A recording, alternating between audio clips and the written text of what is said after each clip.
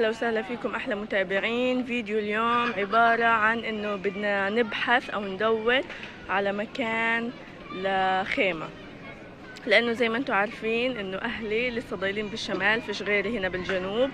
تواصلوا معي صار لهم فترة، يعني الضغط في غزة كتير كبير، الإبادة بتزيد، فهم تواصلوا معي إنه هل في مكان بالجنوب ممكن نيجي نقعد فيه ولا حنيجي نلتمي بالشارع. لو في مكان بنيجي، بس فيش مكان، لا بدنا نموت في أرضنا أحسن لنا، ولا إنه نيجي ننزل وننهان ونلتمي بالشوارع. فأنا طلعت أنا وبعصام اليوم بدنا ندور على مكان، مش عارفة نلاقي أو لا، مش عارفة نهاية الفيديو تكون حلوة ولا تكون صعبة.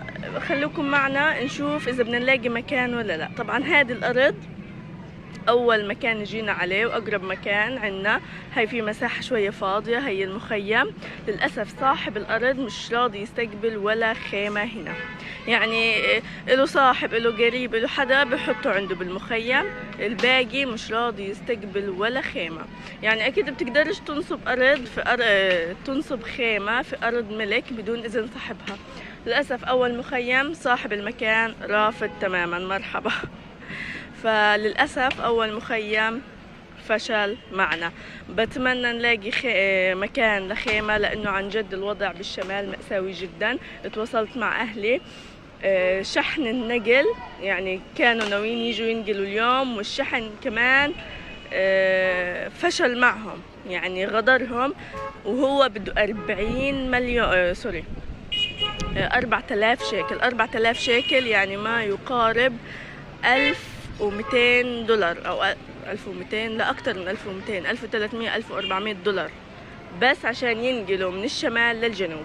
فبدهم يدفعوا أجار الشحن ولا يدفعوا أجار للخيمة، أرض الخيمة 500 شيكل. 500 شيكل ما يقارب 200 دولار عشان مكان خيمة بدون، يعني بس مكان خيمة بدون مكان توليع نار، مكان تنشر غسيل، مكان تغسلي، بس أرض الخيمة نفسها اللي هي ب500 شيكل. فالأسعار جدا خيالية. عنا بالمدرسة الناس ملتمية حرفيا، أجت الليلة صارت مشكلة كتير كبيرة، وأطلقوا على بعض النار بسبب إنهم بدهم يقعدوا في المدرسة اللي أنا حاليا فيها، وهو فيش وسع.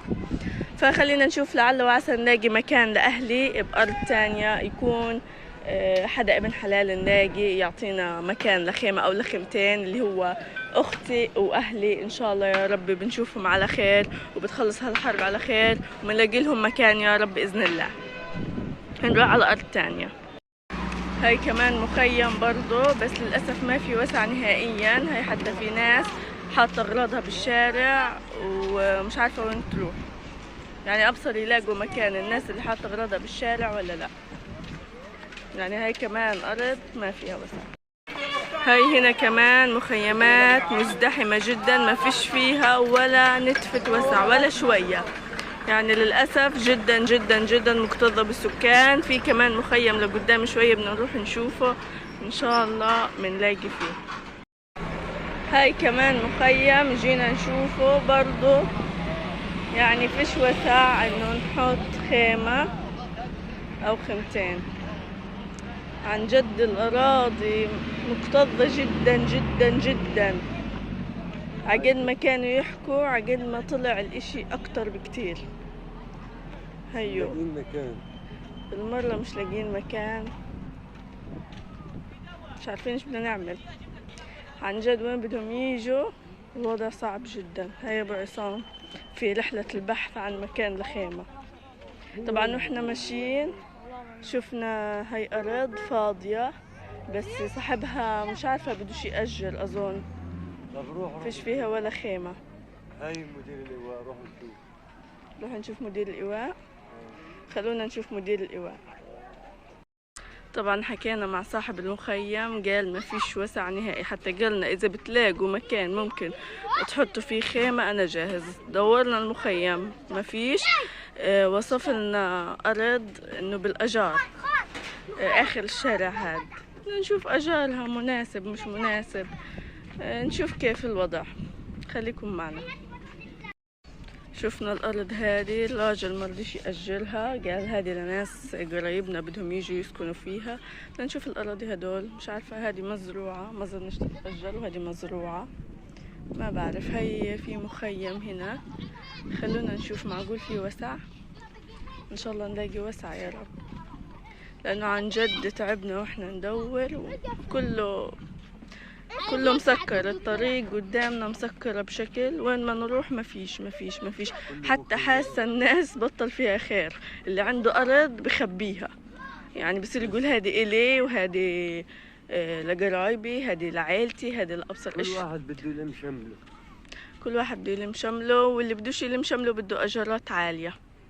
يعني حتى الأرض اللي جينا نشوف أجارها بقولنا لا خلص هذه لأهلي، يعني أهلي من غزة جايين، وبكون يمكن لقى أجار أو فعلا حدا جاي. خلونا نشوف المخيم هاد. أنا بمشي بالشارع صراحة مش شايفة بيوت، شايفة مخيمات بس، يعني وين ما تروح مخيمات. البيوت أقل من المخيمات، لهالدرجة وصل فينا الحال. حسبي الله ونعم الوكيل في اللي وصلنا لهيك. خلونا نكمل رحلة البحث عن أرض خيمة أو خيمتين.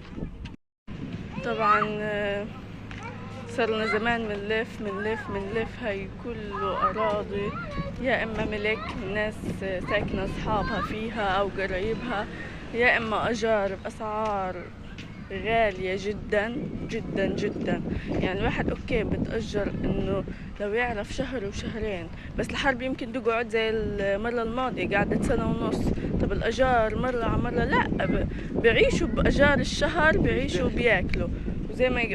زي ما حكى أبو عصام، ما فيش مصدر دخل انهم يقدروا يوفروا اجار لارض الخيمة. فعن جد الاشي صعب كتير. 700 شيكل لارض خيمة، 700 شيكل ما يقارب $200. يعني الاشي صعب جدا في الشهر، طبعا مش بالسنة. الاشي صعب جدا، تعبنا كتير واحنا ندور، وللأسف بلا فائدة. عن جد الاشي جدا محزن وجدا سيء. وانا ماشية بالشارع بشوف الناس قاعدة زينا برضو بتدور على مكان، وحاملة اغراضها معها او حاطة اغراضها بالشارع وواقفة عندهم بتستنى، او زوجها بكون راح يدور على مكان. يعني الاشي مش سهل ابدا. من مخيم لمخيم قاعدين منلف لبين ما نلاقي أرض لخيمة، وبعد اللي شفته يعني شبه مستحيل إنه نقدر نلاقي للأسف. لقينا مكان فاضي هنا، بس للأسف طلع صاحب الأرض حاجزه برضو لناس، ما قبلش يعطينا إياه لأنه محجوز لناس. فبرضو الرحلة هذه باءت بالفشل. أبو عصام يئس وأنا يئست، وعصام نام، والوضع جدا يأس فوق ما تتصوروا. الله يفرجها يا رب. هاي كمان مخيم جايين نشوفه، هو مبين عليه يعني مكتظ جدا بالخيم وما فيش وسع.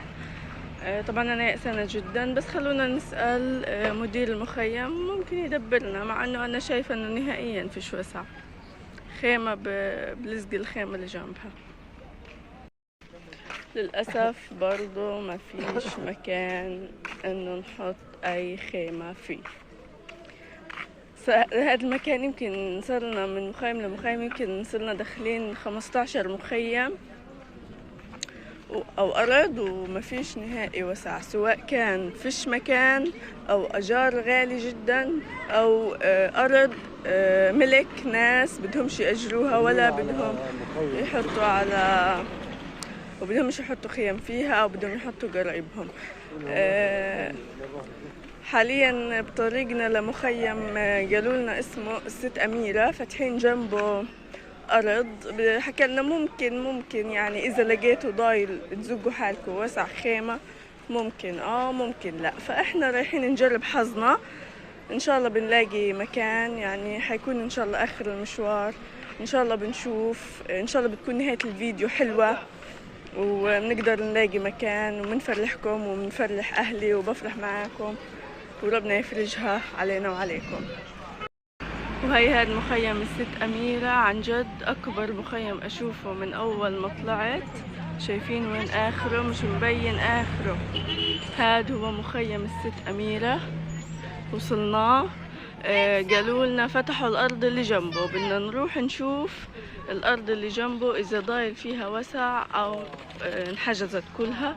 إن شاء الله بنلاقي مكان خيمة أو خيمتين. عن جد تعبنا والدنيا حتعتم علينا وإحنا لسه بنمشي بالشوارع. ما شاء الله عن جد كمية الخيم الموجودة كبيرة جدا جدا، أكبر مخيم أشوفه لحتى الآن، جدا كبير. والظاهر ما فيش وسع نهائيا، بس هم قالوا المخيم اللي بعديه، يعني المخيم اللي وراه. حنشوف الأرض اللي وراه إذا فيها وسع أو لا. واو مقبرة، خليكم معنا. رحنا على إدارة مخيم الست أميرة، اعتذروا إنه ما في مكان. طبعا أنتوا شايفين فيش مكان نهائي، بس أعطونا بصيص من الأمل إنه في. شايفين هداك اللي زي عمود وثلاث شبابيك، أو مش عارفة أوصف لكم إياه، إنه في وراه أرض إن شاء الله بكرة بدهم يفتحوها على الساعة 10. إذا كنت موجود حتاخد نمرة إنك تقعد فيها، ما كنتش موجود مش حتاخد نمرة. فاحنا مش عارفين لحتى الان. في ناس بيحكوا لنا الاحاديث متضاربه انه في مؤسسه بدها تتاجر هذا المكان، وبين انه ياجروا المكان صاحب الارض مش عارف ياجر المكان ولا يفتحها سبيل للناس تسكن فيها. فلحتى الان ما فيش قرار محدد، بس اللي قالوا لنا اياه انه على الساعه 10 لازم تكونوا هنا. بدنا نروح نشوف الارض، مش عارفين يكون هذا الكلام صحيح ولا كذب، مش عارفين ايش يصير لسه، ببينش الا لما تقعد بالخيمة. هذه هي الأرض، هيها طبعا شايفين الناس كيف جايبة أغراضهم وواقفة هنا عشان تحجز على طول. أول ما يصير فتح للمكان كله يمرق وياخد نمرة يحجز مكان. الصراحة المكان واسع يعني وبوسع خيم كتير، بس أكيد الأولوية للي بيكون أول. الناس كلهم واقفين على الباب بيستنوا اي لحظة تفتح النقطة ياخدوا نمرة ويحجزوا مكان. المكان كتير حلو وكتير واسع، بس لازم يكونوا من بدري هنا. مش عارفة اذا نقدر نلحق نمرة او لا، بس المكان كتير حلو.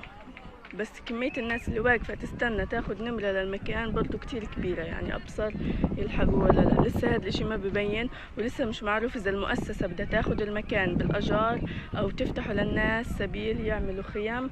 فمش حنتأكد إلا لما نشوف بعيننا أو لما نحجز مكان للخيمتين بعيننا. هاي الناس كلها مرمية بالشارع بتستنى أي لحظة يفتح المكان وتحجز خيمة فيه.